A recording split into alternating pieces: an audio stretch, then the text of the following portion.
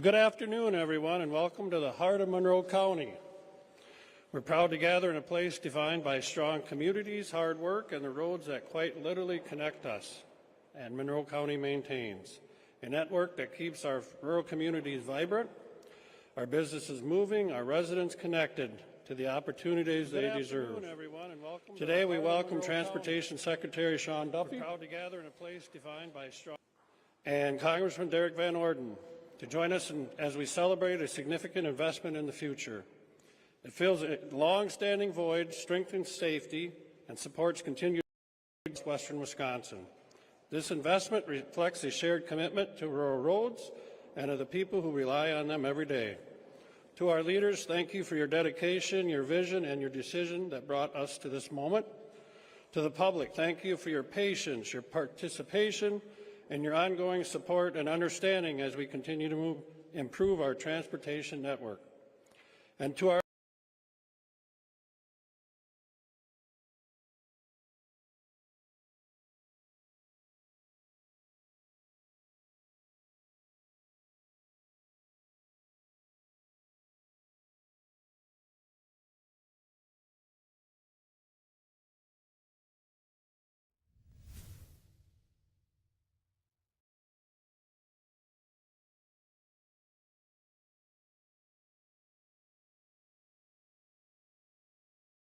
network.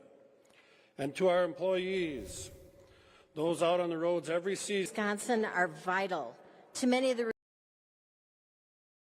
required daily transportation needs of every Wisconsinite. The required daily transportation needs of every Wisconsinite.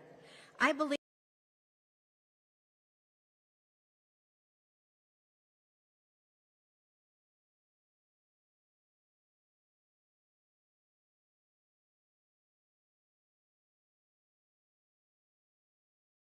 Transportation network. Transportation network. And to our employees, those out on the roads every season. Wisconsin are vital to many of the required daily transportation needs of every Wisconsinite. The required daily transportation needs of every Wisconsinite. I believe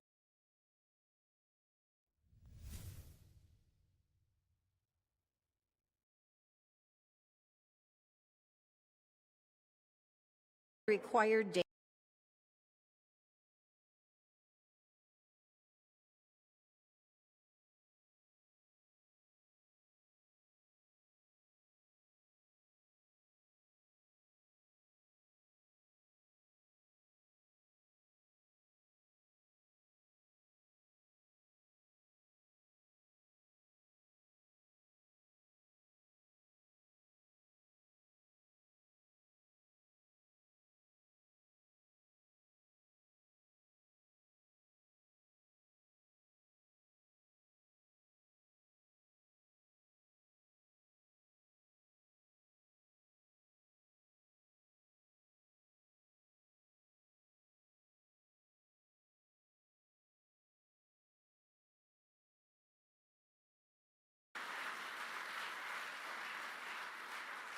Now, I think that's pretty easy, right? We don't want illegal aliens voting in our elections.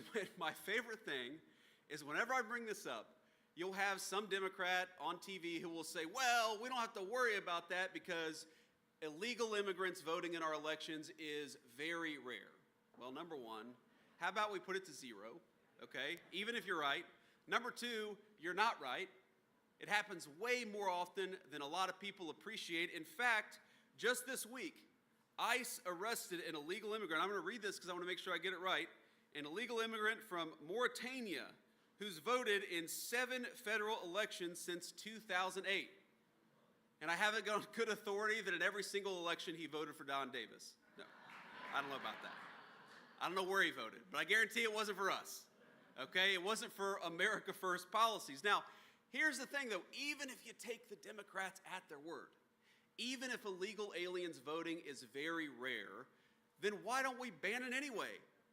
It's not that complicated. It is one thing to say, I don't get it. The Democrats say, this never happens, or it happens only very rarely, on the one hand, and on the other hand, we must not stop it. It doesn't make a damn bit of sense. We need to get all illegal aliens stopping from voting in our elections. It's very common sense stuff.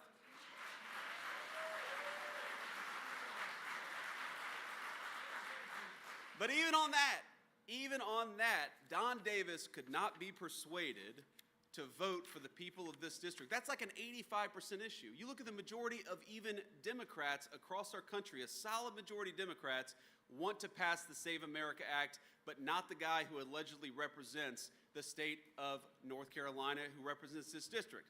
So you got to kind of ask yourself, if you got a guy who votes against tax cuts for Social Security, if Don Davis votes against tax cuts for people making under $100,000 a year, if Don Davis votes against going to war against criminal, illegal aliens, and violent criminals, then Don Davis doesn't really represent you.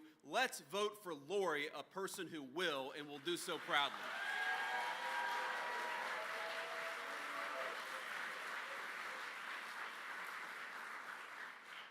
Now, I want to say a couple other things because I've given Don Davis a lot of attention here, and now I'm going to go on to Roy Cooper. So, first of all, on every single thing, now Roy wasn't in Washington, D.C., but on every single one of these critical wins for the Trump administration to have gotten for the people of this district, the people of this state, Roy Cooper would have voted against all that. That's reason number one, we can't send a guy to the Senate. We want a senator who represents you. We want a senator who doesn't represent illegal aliens and fraud, but who represents hard work and the good people of the state of North Carolina. And because we want those things, we need Michael Whatley in the United States Senate, not Roy Cooper. Michael.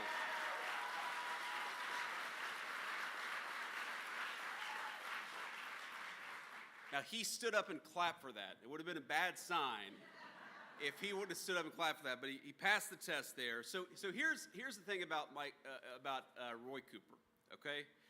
So there's been a lot of debate about what exactly our foreign policy should be with regards to Russia and Ukraine. The President of the United States has been very clear. He wants the killing to stop. He wants to get back to commerce. He wants to stop the innocent people who are losing their lives in that conflict. I happen to admire that. Of course, I'm biased, but I think that's the right idea. Now, here's the crazy thing, though, about Roy Cooper. Roy Cooper is one of these people who clearly cares way more for foreign countries than he does the United States of America. You see the passion in his voice when he talks about protecting illegal aliens. You'll never hear that passion when he's talking about the people in this room. You hear the passion in his voice when he talks about sending hundreds of billions of dollars to the war in Ukraine. And yet, the one Ukrainian Roy Cooper didn't care about was this innocent girl, Irina, who had her throat slashed by a person who should have never been on the streets of this country to begin with. So ask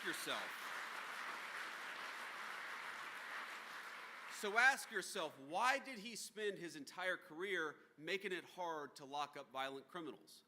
Why did he spend his entire career going after our brave police officers who are trying to keep our streets safe? Why does he care so much about the war in Ukraine 6,000 miles away, but doesn't give a damn about an innocent Ukrainian girl who lost her life in our backyard because he wouldn't do his job? And the simple fact is that Roy Cooper doesn't stand for you. He doesn't fight for you. He will never fight for you, but Michael Whatley will.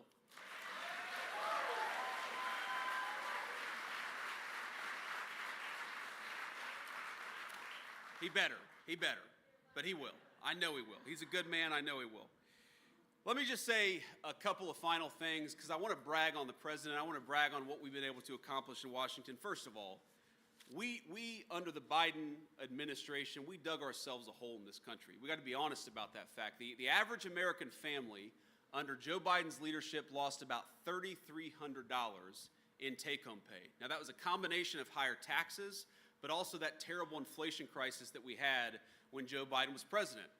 When Joe Biden was president, not a single month did we see inflation as low as it was last month and the month before under Donald Trump's leadership. That's something big to brag on. That's something big to celebrate. Because what that means is that you and your families can afford to live a better life.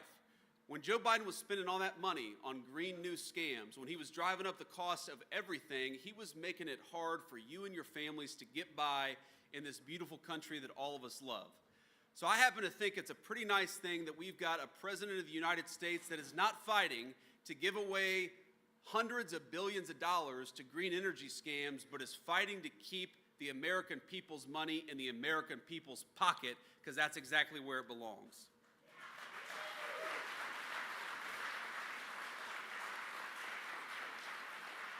But what we've seen in about, a year and a month, I guess, of President Trump's leadership is that the average American family, while they lost $3,200 when Biden was president, they've gained about $1,300 while Donald Trump was president.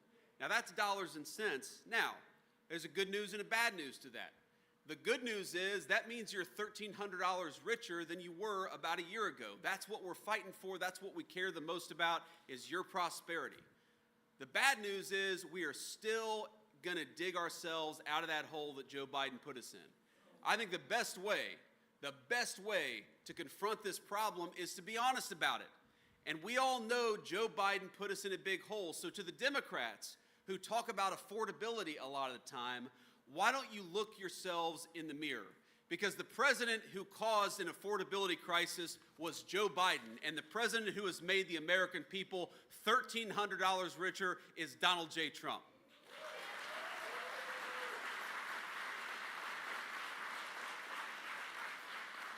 We got all these things we could talk about. We could talk about the fact that we have homicides in this country at the lowest level that they have been in 125 years. Unreal. Just absolutely unbelievable progress on so many of these issues. And we got to talk about why is it that we got homicides so low. And I'll give you two reasons. Number one, the President of the United States, the Vice President of the United States happen to believe that we ought to be using federal power to support our cops instead of fighting against them. Isn't that common sense? But we also believe that the best way to lower homicides and carjackings and other violent crime is to get the illegal alien criminals out of the United States of America, and that's what we've been doing.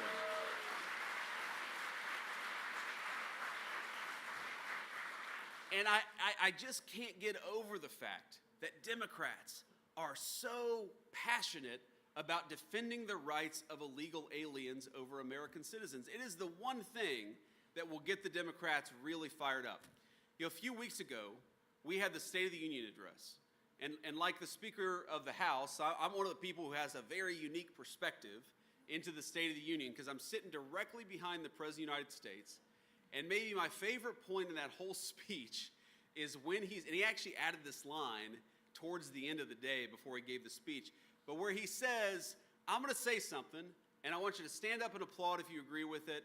And he says, we believe that the American government should serve the interests of the American people, not illegal aliens. Okay, again, a layup for our friend Don Davis. He should have been up there clapping and cheering. Who could possibly disagree with that? But of course, he did nothing like the rest of the Democrats. But the funny thing about it is, they were so miserable because they realized that we had them in a bind. You could tell even a few of them were looking around like, well, this is like, we should be standing up and clapping for this. But like, is our leaders going to get mad at us? Is Nancy Pelosi going to take away some of our campaign money? You could tell they didn't know what to do. And that's maybe the biggest indictment of the modern Democratic Party. We talk about all these policies that you and I care about. We talk about lowering taxes on Social Security, about putting more money in your pocket. We talk about bringing tons of resources into this country to rebuild the American economy. Public safety, all this stuff matters. But the thing that maybe matters way more than any single issue is that Democratic leadership in Washington, D.C., they cannot stand up for the simple principle that they fight for you and not an illegal alien. They can't stand up and clap for the fact that we're going to go to war on fraud in this country like we've never done, instead of taking your hard-earned money and giving it to people who don't deserve it. The entire Democratic Party, all of these policy disagreements, all of that stuff doesn't matter compared to the fact that they don't see themselves as your advocates, and Republicans, we do. Now, I'm not saying that's true of the Democrats all across our country. I think there are a lot of Democrats like my man on Papal were Democrats, conservative Democrats who love their country. But the Democrats that we have in Washington, D.C., they are a different breed. And we cannot fool ourselves that something has gone fundamentally wrong in that party. Their reason for existing is to fight for fraud, to fight for corruption, and to fight for people who have no right to be in this country. And Michael Whatley and Lori Buckout, their reason for being is to fight for you, and that's why we're here today.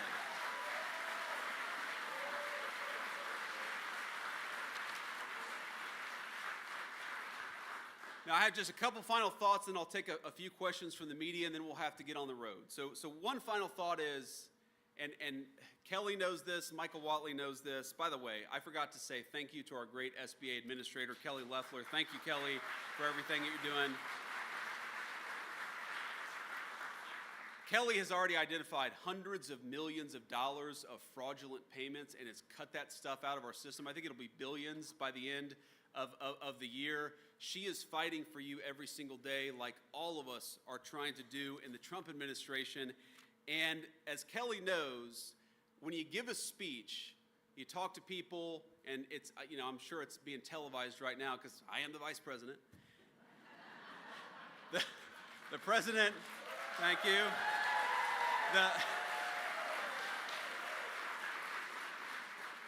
But the president always called me, and he'll always say, like, she talked about coal earlier. I've talked so many times about ending the war on coal. We've got great coal resources. And I'll come off stage and think I did a great job, and the president will call me and say, JD, did a great job, great speech, but it's not coal. It's clean, beautiful coal. So for the president, you got to know, his strong political advice is it's not coal anymore. It is clean, beautiful coal. But I actually was with the president earlier today in the Oval Office. We were talking about, a lot of issues that are going on, and he said, JD, tell the people in North Carolina two things. And I almost forgot this, and I was going to get in trouble. I was going to get one of those phone calls, Kelly. But the president said, tell the people in North Carolina two things. First of all, tell them I love them, and we're going to be with them every single step of the way. That was the first message from the president, so I've now delivered that.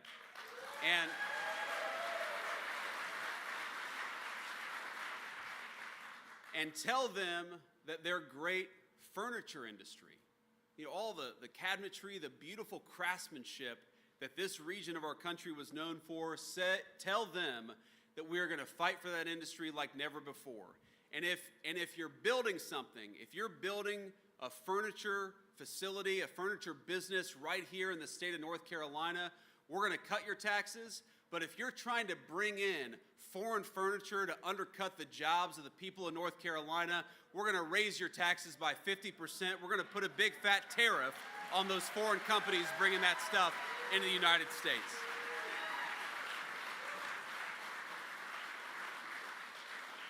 So, Mr. President, I've delivered that message too. I hope I get an A+ on this particular speech. But here, let me just leave you with one final thought. You heard Kelly and Michael, and everybody's talked about this. This is one of, as I know very personally, one of the proudest states for military leadership and military service anywhere in the country. And I know you all are proud of that, and you should be. We've got incredible bases from all across the services. We've got great Marine bases, Army bases, and so forth in the great state of North Carolina. And I know it's such an important part of this state, not just economically, that matters, but set to the side the dollars and cents. You all, raise your hand if you have served in the United States military. Let's give those guys a round of applause.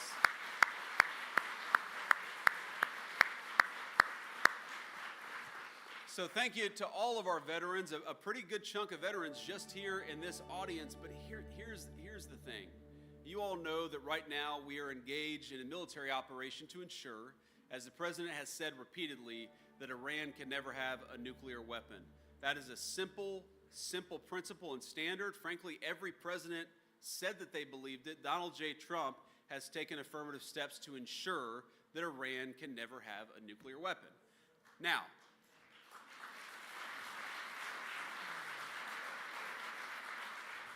But we also know that there are a lot of people from the state of North Carolina who are in harm's way right now. And so I want all of us, when we go home, we leave this event, I want all of us to say a prayer, not just for the North Carolinians, but for the people of all of our 50 states who put on the uniform and are willing to sacrifice for the safety and security and freedom of the United States of America. I want every single person, I want you to tell every single person who is serving overseas in harm's way that this crowd in North Carolina has their back. Thank you all.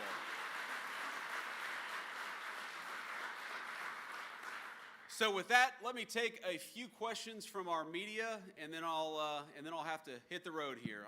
I'd like to start with the local reporters. We'll get time to the national folks if we got it. Hi, I'm Danielle Battaglia. I'm with the News and Observer. You've spoken a lot today about Irina Zarutska's death, and that resulted in Operation Charlotte's Web.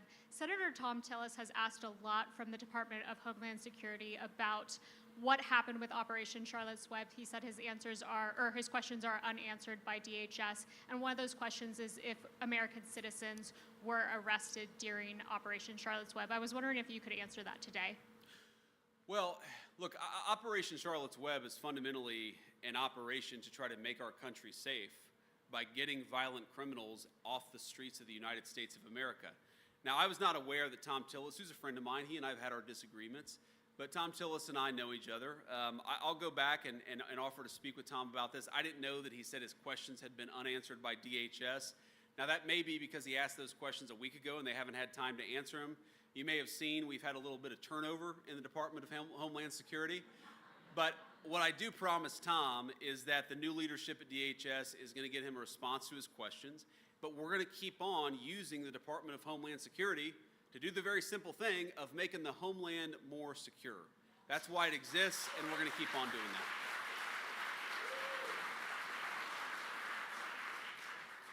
Hi, Mr. Vice President. Bill Barrow with the Associated Press.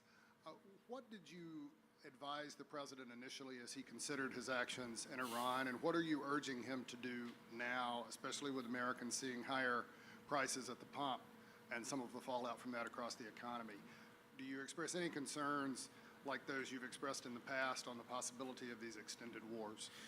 Well, Bill, I appreciate the question. I know you guys have to ask it, but imagine the situation. We're in the Situation Room where you can't even take your iPod in there, or your AirPods, I guess what they're called.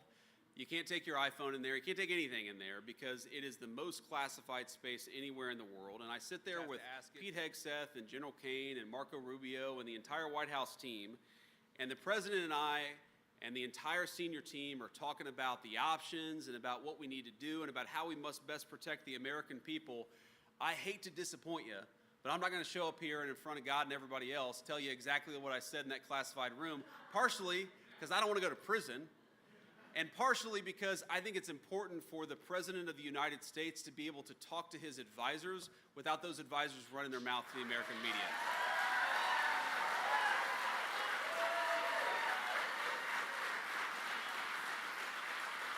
Thank you all.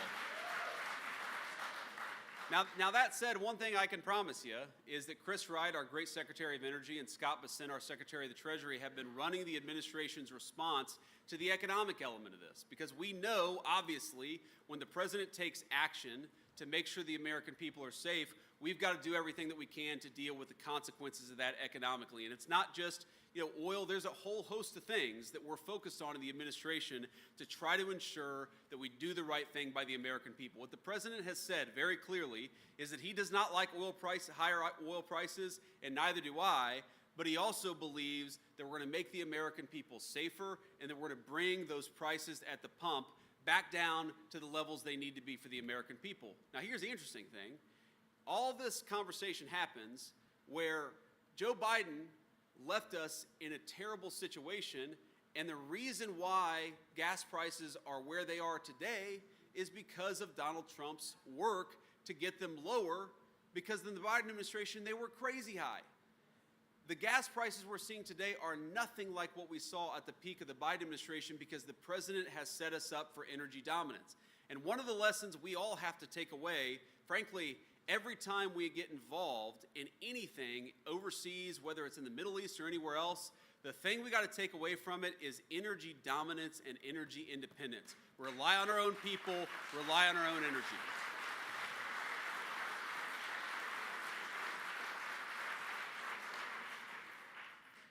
Thank you. I'm Dina with CBS 17 right over in Raleigh.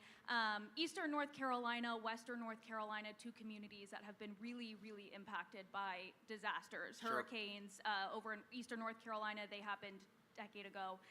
Western North Carolina still dealing with Hurricane Helene recovery. We heard from Governor Josh Stein several times that North Carolina has only gotten a fraction of what other states have gotten in federal funding for recovery for both communities. Can you talk a little bit about what your administration is doing to help the people that are still out of their houses, still not having businesses the same? Yeah. So one of the things I love about Michael Whatley is, look, he obviously is a Republican. He's committed to the conservative agenda. He's a great guy, and obviously I'm aligned with him politically. But he's not afraid to say to me or to the President of the United States or anybody else, we've got to get these resources out faster to protect the people of North Carolina. So I actually, before you asked that question, I heard that from Michael Whatley, and I actually talked to the Secretary of the Treasury because I knew Michael was going to ask me about it again when I saw him here today. The simple fact is we have made this a priority. We are going to get the resources to the people of North Carolina that are necessary. We recognize that frankly, that we needed the new leadership to hasten that delivery of resources to the people of North Carolina. A lot of people in the media have said that, the reason why we made a change at DHS is because the Trump administration is backing off of its illegal immigration enforcement policy. That couldn't be further from the truth. The reason that we're making this change is because Kristi Noem has a great opportunity to serve in this new Shield of the Americas position. I think she's going to do a great job. And on the other hand, we think it's useful to have somebody come in and focus on some of this disaster relief and recovery stuff, and that's exactly what we're going to do. But I appreciate Michael bringing that to my attention, and I appreciate all the great people that represent North Carolina, even many Republicans, okay, who you might think, just because they're politically aligned, trust me, to all the people, I want them to know that even, maybe especially the people who are politically aligned, are more willing to be independent and more willing to tell us we got to quicken those resources to the people of North Carolina. I admire them for their courage, and it's going to mean better results for the people in this district. Thank you. Why don't we take one more question? Mr. Vice President, Preston Mizell with Fox News Digital. I want to ask you real quick, you're leading the Anti-Fraud Task Force. I wanted to get a quick update on that, maybe some of the findings that you've found in Minnesota, but also you've mentioned before that you're interested in targeting other states as part of that task force. Are there other states that you've looked at, or that you may have flagged for potential fraud?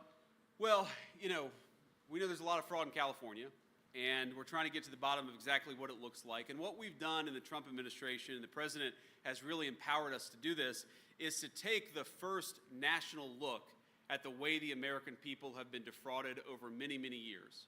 And I'll give you a few very concrete examples. So in the state of Minnesota, you asked about Minnesota. We think that there's probably been $19 billion at least of fraud just committed in Minneapolis and the surrounding areas.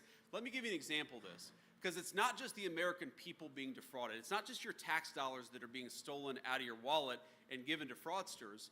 It's the fact that the services we need to deliver to needy people are not getting delivered because they're going to fraudsters.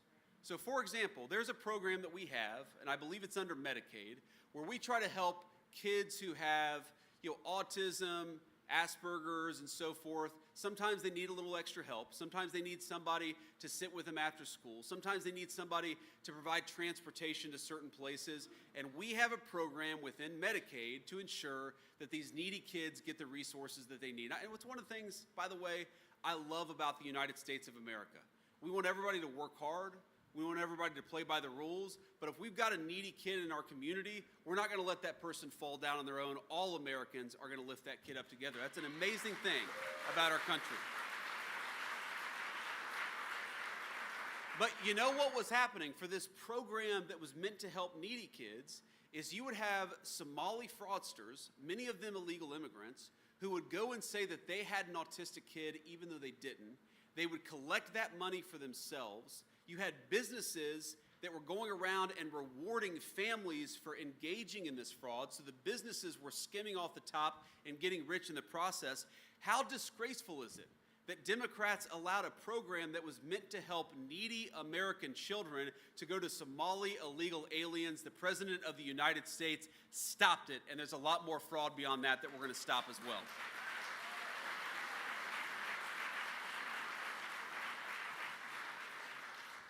The one last point that I'll make here before we have to hit the road is, I hate to say this, and it's been shocking to me as we've gotten in this, and we want to, frankly, we want to arrest the people who engaged in criminal fraud.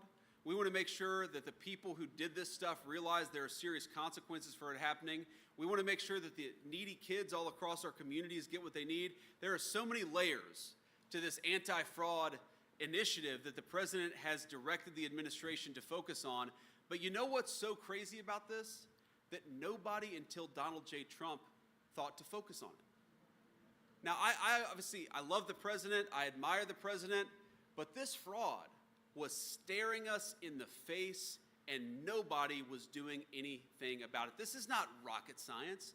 When you have a Somali fraudster come into the United States illegally and then set up a school to collect tax dollars, and the name of the school is the Quality Learning Center. Learning Center. But when they put the sign up, they take the N out, so it says Quality Leering Center. And that group, the Quality Leering Center, I don't know about you, but I don't want to send my kids to a school where they can't spell learn.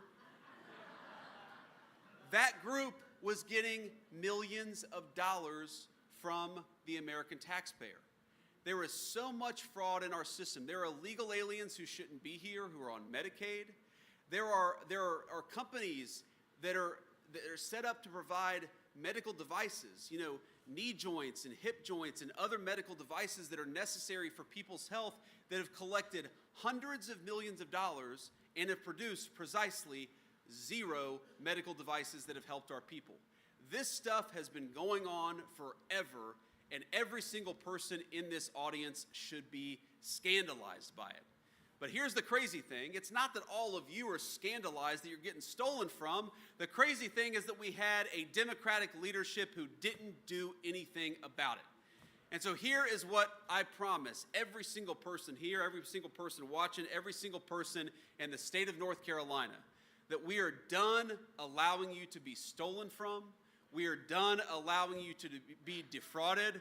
We are going to go after the fraud, and we are going to rebuild the American dream by making sure that it goes to Americans first and Americans only. God bless you all, and thank you for having me. Hello.